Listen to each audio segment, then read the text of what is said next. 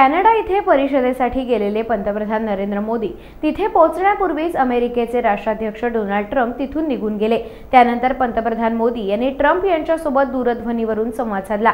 यावेळी मोदी यांनी ट्रम्प यांना तुमची मध्यस्थी युद्ध थांबवण्यात नव्हती असं सांगून भारतात येण्याचं निमंत्रण दिलं। त्यानंतर डोनाल्ड ट्रम्प यांनी पत्रकारांशी संवाद साधताना सांगितलं की माझ्यामुळे भारत पाकिस्तान युद्ध थांबलं।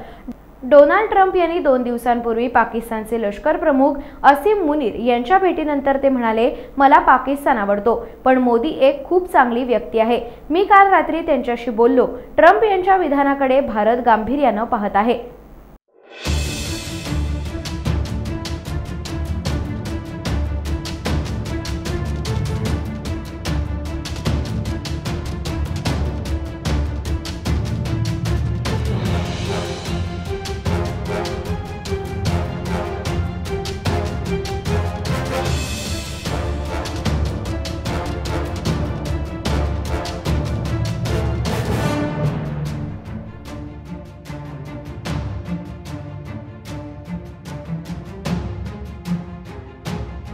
टाइम्स डिजिटलला लाईक करा, शेअर करा, सबस्क्राइब करा आणि बेल आयकॉन दाबायला विसरू नका।